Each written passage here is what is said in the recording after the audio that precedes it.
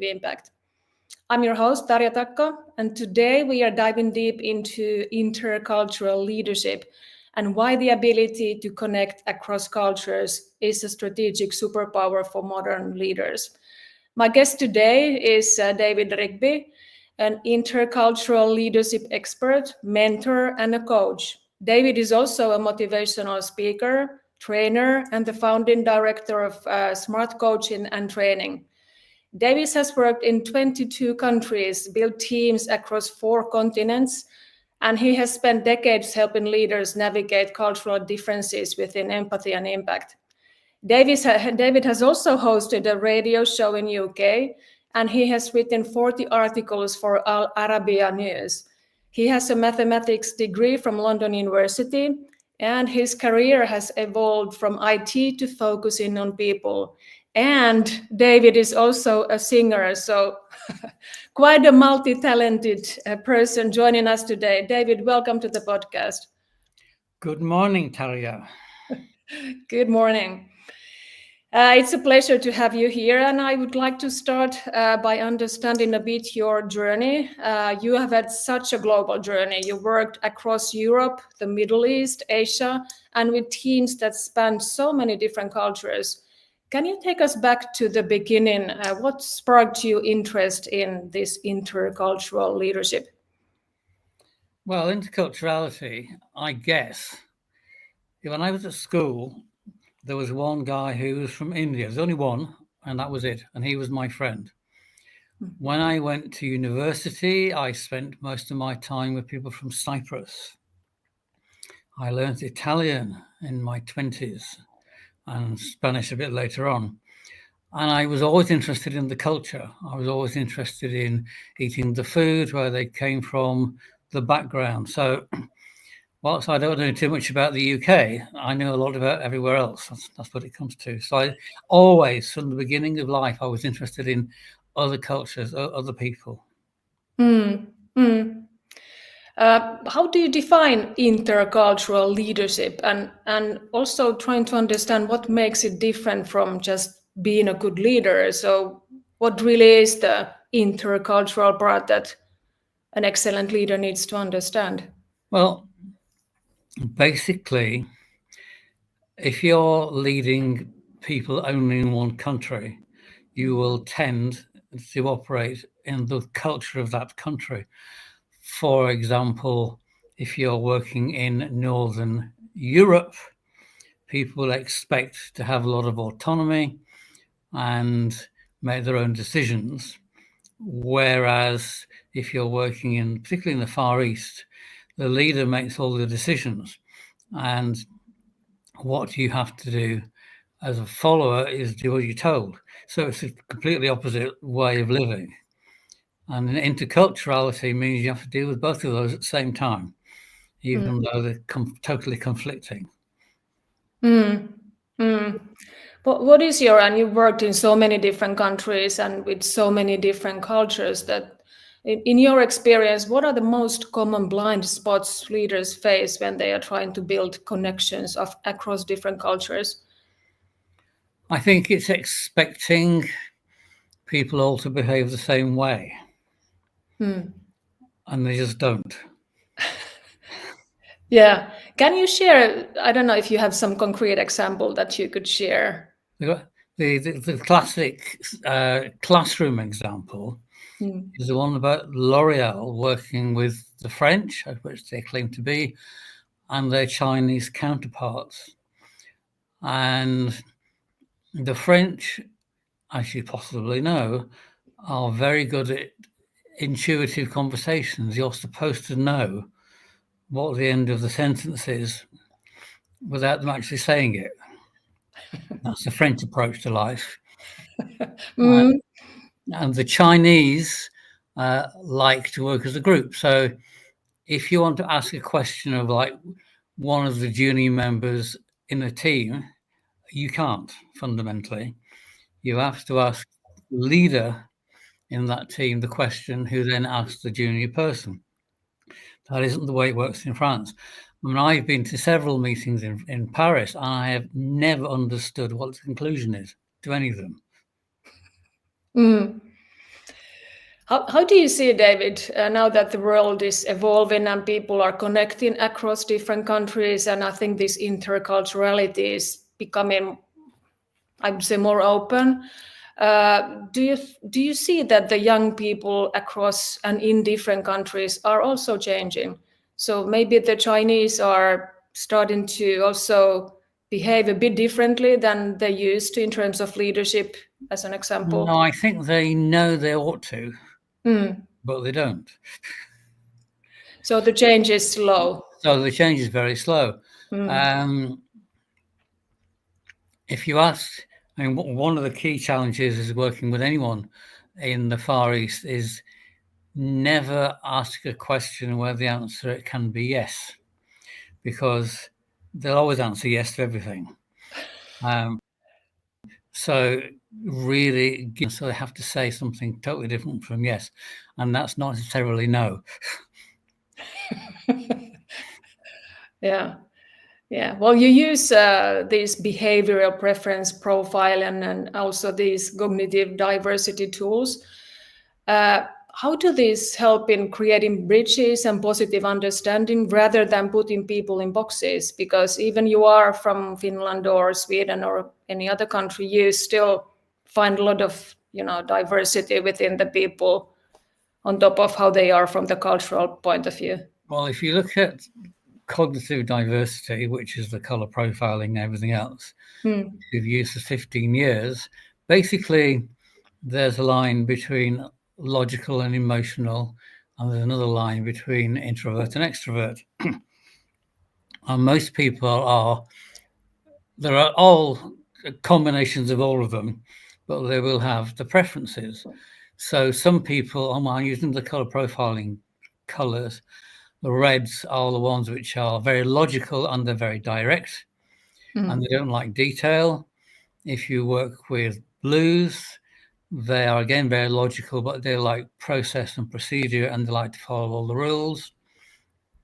The emotional ones, the greens, will tend to be more introvert, so they're more concerned about everyone's welfare. And the yellows like to have a party, so they're the ones who are very good at selling and making relationships and everything else. They're also very bad at finishing anything.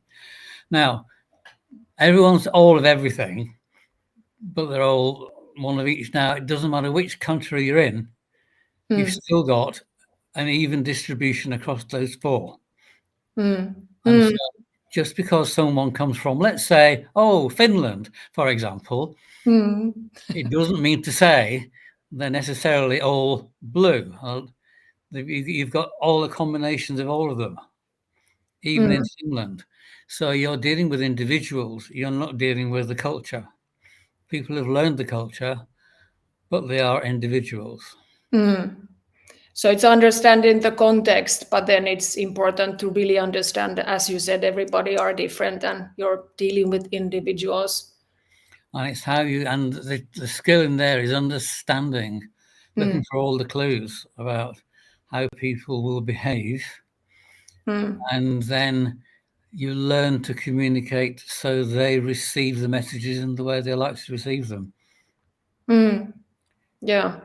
So if you're talking to someone who's red, you don't go saying, "How are you today?" No. It doesn't work. It's straight in with, "Can you tell me what this is now?"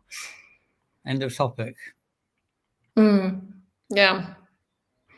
Hey, you, and I have talked with you about creating a connection and the importance of connection, especially when you are working remotely and in hybrid teams, when you don't get to spend so much time face to face. But in global multicultural context, how can leaders create that true sense of belonging and connection when you're not meeting your people face to face? I think you have to have the intention, and people have to know you're being sincere about what you're doing. Ticking all the boxes doesn't work. You have to be who you are. So equally, if you understand, let's say that the personality of your fellow people you're working with, they also have to understand you. So it's learning how to communicate on an individual basis that makes the difference, and being aware of the cultural background. Most of the people I work with, most of my colleagues, have lived in more than one country. So they're very used to intercultural things, and still we get it wrong, and we still get the communications wrong. And by you saying that, would you like to evolve a little bit? We still get the communication wrong. What could we do to get it better? I think you don't make assumptions. A number of times I've expected someone to know something and realised that they haven't. Or it's obvious to me and it's not obvious to them. So in some ways, you're treating them like a child, but don't behave like you treat them like a child. But it's also ensuring, like, only leaving the house, did you turn the gas off? Did you turn the water off? All the sorts of things. They may not do it, and you've made that assumption that they have. In your view, I'm a big fan of talking about the importance of communication and also developing communication. I think it's so important, especially in these global organizations that are operating in many different countries. But how would you define successful communication? What really needs to be taken into account? I think successful communication is when both people understand the same thing. And they could be working from different viewpoints. And the purpose of communication is usually to get something done. And if you actually manage to do it, then you communicated okay. Yeah, and maybe it's also very frequent communication that you're keeping it active all the time. Otherwise, I keep in touch with people forever. I went on holiday in August to Amsterdam, and I stayed with someone I went to school with, and I haven't seen them since I went to school. But the connection's still there. And I do that all around the world. I keep up with people. I make sure I do. I personally, and with my business, I send newsletters, and that's to 2,000 people. And I can't remember who they all are, but nevertheless, they're there. And if I go to a particular country, then I look up who I know there and decide who I want to get in touch with. And it can't be all of them. Yeah, but that's excellent how you say that I keep connections forever. And that sort of sounds that you're very good in creating connections, again, across the different countries and globally. I was last year we were asked to run a program on project management, which we don't normally do, even though I'm qualified in the British government's Prince 2. And I telephoned the guy who trained me in 1995. And I phoned him and said, have you got any training material? And there he was in Portugal growing cork for wine bottles. But I knew that. So I could immediately talk about what he's doing now before we go on to asking the favors. But that takes a lot of work. But I know that, and it's in my notebook. That's what he's doing. Yeah, it's a lot of work, but it's very positive. How I say it. And other things is like you say, well, how's your wife now? And he says, well, she's dead. I mean, you don't want that to happen. Yeah, but you cannot maybe keep up with everything with such a large. So you can be diplomatic, but nevertheless, yeah. knowing more than the business side. One of my associates, Peggy, she's Hong Kong Chinese and lives in Dubai, and she specializes in tourism. So when I was in Manchester last year, I phoned her up and said, can we have some recommendations on Chinese restaurants, please? And I got the list within 3 minutes. Now, if I didn't know that about her, I wouldn't have done it. Knowing all those personal bits and pieces makes all the difference. Yeah, so invest your time in knowing the people that you're working with, Yeah, not knowing the what they network. do, Mm, but yeah, who they are. Very, very important. yeah, yeah, definitely. What is one leadership habit that you have developed that you think only came from working across all these different cultures? Listen first. Always listen. Mm, Listen to what they're saying. Listen to the tone. See what's implied. Because in different cultures, they will not tell you things. And you've got to work it out for yourself, what they're actually telling you. So always listen and don't come to conclusions, and really confirm what you think they've said. Do you mean this? Try paraphrase it. Don't repeat it. Paraphrase it in your terms and check it. So just be very, very careful on cross-checking comprehension.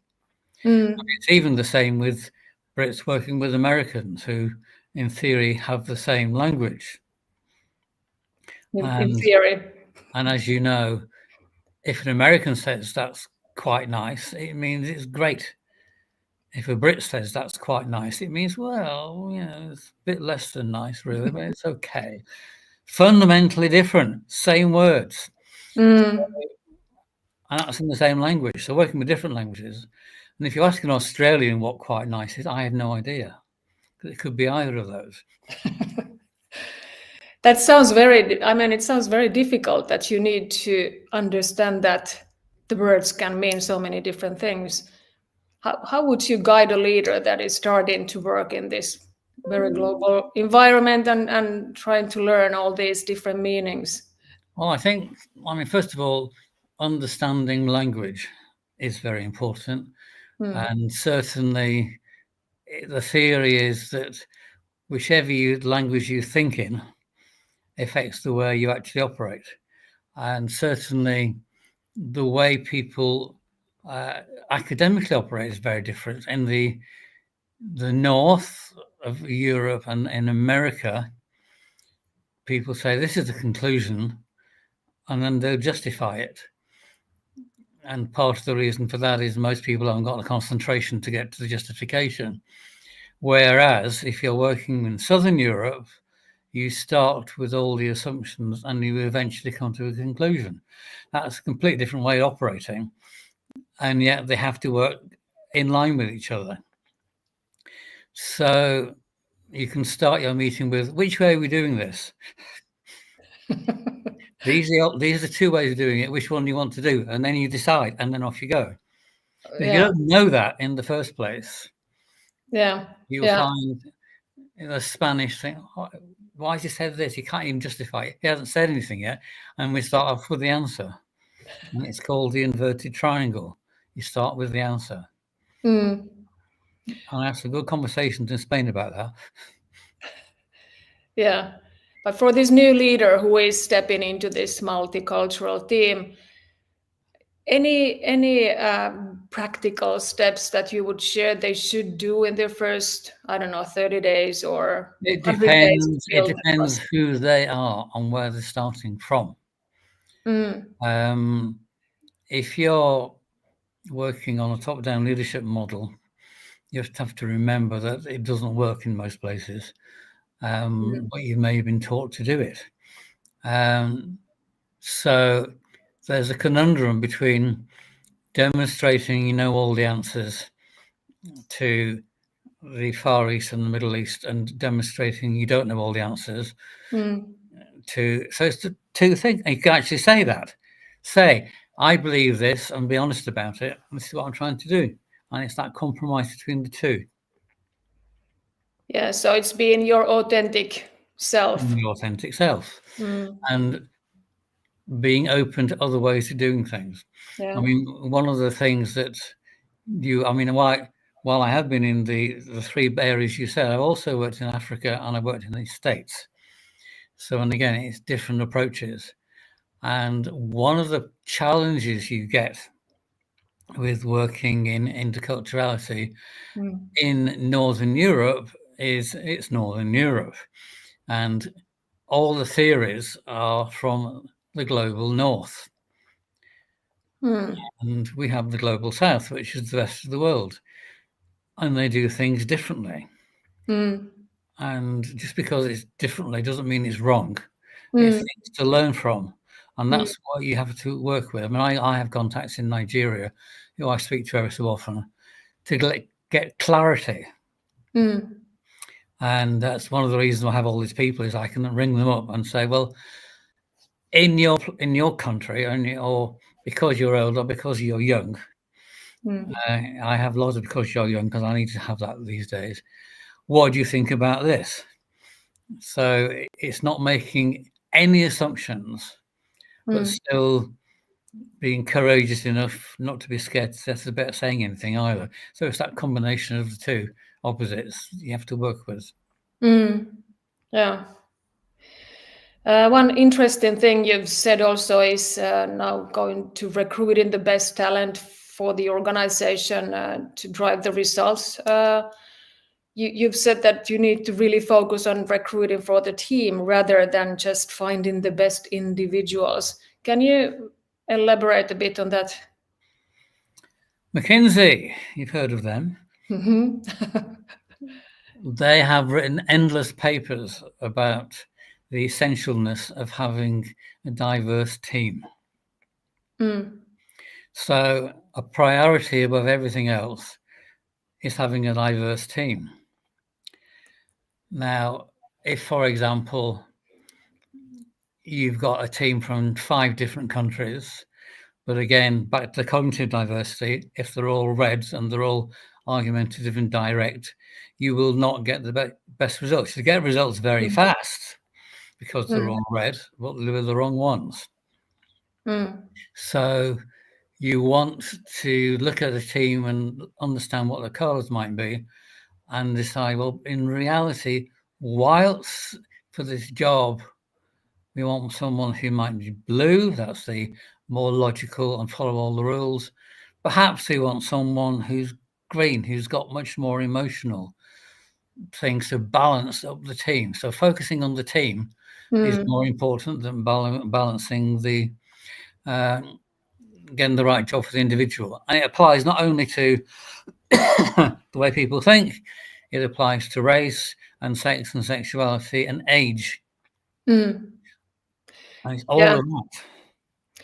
Yeah, and this is a good bridge to also now focus a bit on this diversity and inclusion, which is not a new conversation, but the challenges are still very present. And from your global perspective, what are the continuing or emerging challenges in the diversity and inclusion space you see today? Well, one of the problems has been the law, insofar as HR departments follow the tick box approach in order to make sure they're legal. So they're very good at doing diversity and they're really terrible at doing inclusion. In general. So what needs to be ramped up is the inclusion. And it's the inclusion on all those different topics. It's not just the 5 things always everyone talks about. It's including people from different backgrounds, different classes, different educational aspirations. This is how you get your properly successful, diverse team. I mean, one of the arguments we talk about code switching, which is when you talk like this when you're at home, and then you go to work and you talk like this. You know, it's hard work to do that. And it's not in England, in London, it's not just those who've come from across the water, as it were. It's also those who've come from the north of England. They have to learn to change their accents and eat different foods and all the rest of it in order to fit in. I think as I come from the north of England, I've learned to do it. But nevertheless, it's a challenge for everybody. Yeah. Well, I think it really, and I being the chief HR officer, driving diversity and inclusion, and I think it's something you really need to care and put your heart into, not to just tick the box, but really drive the inclusion in the organization. But how do you, I mean, what is your guidance for the ones that are just ticking the box, but rather really needs to move towards inclusion and belonging? That how do they make people feel valued and heard? What are some concrete, I don't I know, think guidance? one of the points is that it's getting the enthusiasm for doing your job. And if you get praise for doing inclusion rather than ticking the boxes, then you might be motivated to do it. But if your boss tells you, oh, just tick all these boxes and this diversity stuff is something we have to do, but we try and avoid it. I had a conversation with a friend I've known for a long, long time who's a Filipino woman who lives in Dubai. I've known her a long 10 years. And she was recently recruiting, and she posted on, I think it was on Facebook, they wanted a Pinoy. Now, Pinoy is someone who's Filipino, and a woman for a particular job. And I said, well, can you actually say that legally? This is Dubai. And the answer was a bit vague. And she says, well, the entire workforce is Pinoy and female. And I said, well, okay, then that's what you've chosen to do, but ultimately you won't get the best results. And there we left it, because we could spend for hours arguing about this. Yeah. And I think it's the genuine interest, that's your passion and something you really feel that you want to be driving. But would you also see the purpose is also showing up in this context of psychological safety, generational differences, and diversity and inclusion? Can you repeat the question in a different way? Yeah, I'm trying to. This is people on purpose. We're talking about purpose-led leaders. So how would you put the purpose in this context of creating psychological safety and the importance of If diversity? you are the leader whose job is to make profit this year, then you forget living with purpose, working with purpose. If you wish to continue doing it in 10 years, then that's what you have to do.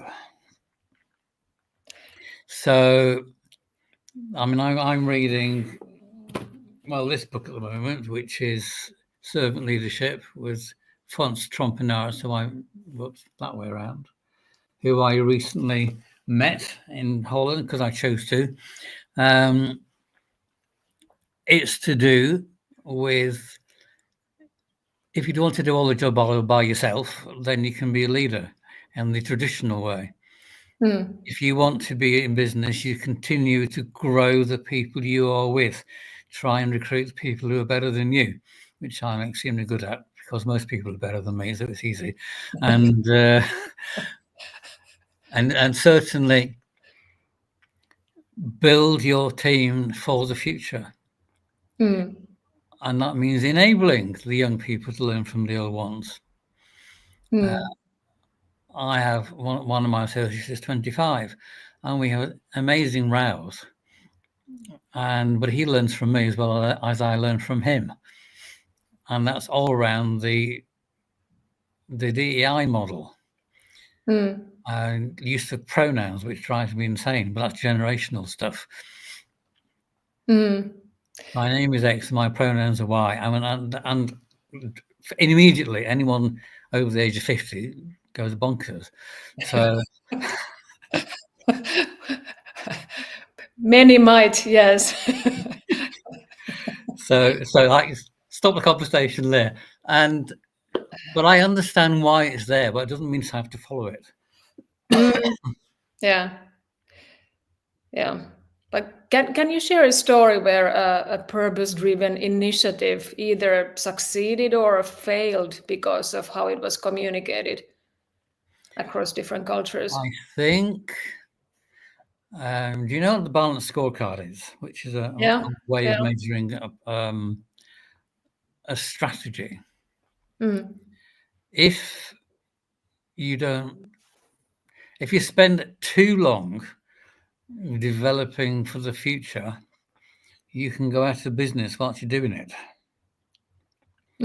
So you've still got to make sure you have your income coming in now in order to plan for the future. So it is that balance between the two. And certainly in the Franz Trompenaar's book, where they talk about the cultures in Africa where the people know their clients and spend a lot of time building those relationships up before they sell anything, which is a good approach for the long term. If you're in America, it doesn't work. You want to sell things in the next 5 minutes, and you don't care who you sell it to. But on the other hand, if you want to do business in the Middle East, unless you spend that time building those relationships, you'll never get the business. So it's the balance. It's understanding these are the pros and cons of doing it both different ways. Yeah.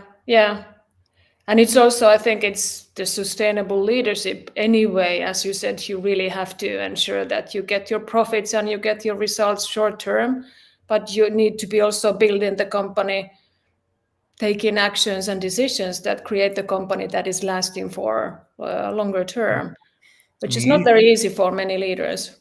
You try implementing a strategy and getting support from accountants. You never get it. You have to be told. Yeah.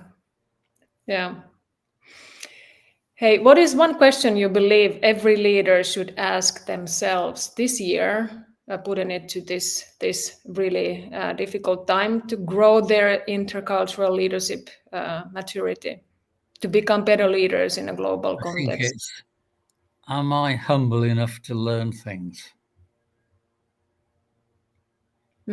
You have to know that you don't know it all, and to be continuously learning and recruiting people you can learn from, but also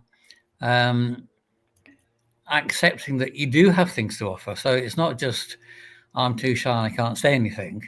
It's being confident about what you do know, but recognizing you're humble enough not to know all of it.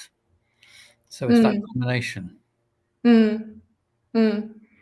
And having also the courage, which I think you also mentioned, and you have been talking about the courage to do different things, even not knowing if you have all the needed talents. I remember you talked about you starting the singing. So stepping into different new things without fully mastering the skill. I had a good session this week. On Monday, I went to an event and it was 5 hours in Spanish. And my Spanish isn't great. So if I'm in these events, I can get a lot of the words, but I can't understand the detail. And in the middle of this, they had a break and they had tea and coffee and sandwiches and various things. And they're all speaking in Spanish, and I'm looking at thinking, don't be so stupid, David, just go in there and talk to somebody. And I did. But I had to tell myself off for standing there looking at it, thinking, oh my God, I can't do this. And then off I went, and I was okay. But my Spanish I was really nervous about the Spanish when I was talking to these people, because I couldn't have a conversation about what they just talked about because I didn't know. Yeah. And it was that balance between having a conversation at all. And I got to know 4 or 5 people, and they're all university professors. And I think, just get on with it and do it. Just get on with it and do it. Yeah. And next time it won't be so bad, which is always stepping out of your comfort zone, which I do all the time. Yeah, which is where you do all your learning. Absolutely. Hey, David, before we let you go, we always end with, quite often we end with a few quick fire questions. So just say whatever comes to your mind first. So let's start. And the first question is, what's a book that changed how you think about leadership? Oh, this is it. One I have handy, The Culture Map by Erin Mayer. Well, that was easy. That was easy. And I'll tell you why I read this one. I was talking to I was given this a long time ago, and I was talking to one of my colleagues about exactly what was in this. And she showed the book. I thought, oh, I better read this before I go to the next presentation I'm doing. So I did. So you did. Excellent. Hey, what is a culture that you have worked in that surprised or challenged you the most? American. Did it surprise or challenge? Challenged me, no end. Okay. You Good. want to know why? Yeah, I want to know why. Okay, I think you hear, certainly in the UK, how the Americans are great at this and this and all wonderful things they can do. Mm-hmm. Every time I watch in America, there is a reluctance of all the participants to take responsibility and make decisions. So you have endless presenteeism, be there forever, and no one decides anything. And I escaped from one and had all this hours and hours and hours of doing nothing, and went to a project in Denmark. Start 9:30, start what you're going to do, get on with it, and 4:00 you go home, and not a single deadline missed. Completely different approach. Yeah, and I think that's the Denmark sounds like Finland. Quite a lot the same. Hey, what is one leadership value you think is underrated? Integrity. That's a good answer. What is the best advice you ever got about connecting with people?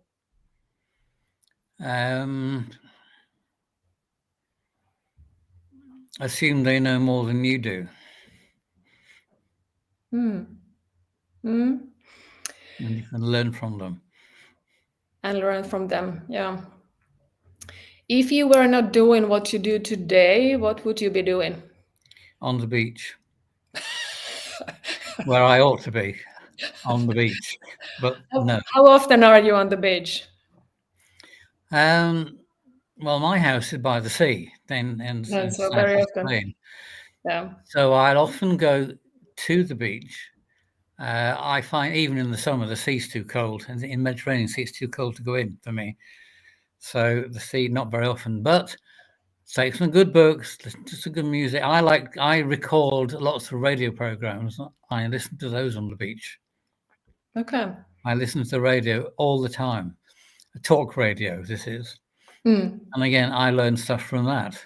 I got good controversial programs, and you get new ideas. So it's still continuously learning. I don't read a lot, don't watch TV, but I listen to a lot of things. I listened to a program this week about a 1950s cricket commentator. And it just came on by accident. He just turned up. And it was all about South African politics. I wasn't expecting it. Utterly fascinating. So now I know more about the 1950s and South African politics. And things like that turn up all the time because you're just not expecting it. Yeah. Stuff. Be open to learn. Yes. What is one thing you wish more leaders understood about interculturality? Do you have to do it? You have to do it? Yeah, people don't even think about interculturality until it hits them. Yeah. My way is the only way, is the wrong way. Fully agree. Hey, one last question. Coffee, tea, or something stronger after a long day of global workshops, maybe going to the beach? Well, this is Spain, and if you're in Spain, you have lunch. And lunch lasts for 2 to 3 hours in the middle of the day. And it comes with possibly an aperitif and certainly 2 or 3 glasses of wine and a coffee. And then you go back to work. Wow. But I start the day with tea. So 2 or 3 cups of tea. Here we are. Evidence. And then I move on to coffee. So it sounds that you're taking a little bit of everything. All of them, yes. I mean, for me, decaffeinated coffee, no way. Alcohol-free beer, no way. It defeats its The purpose. real stuff. The real stuff all the time. And All the time.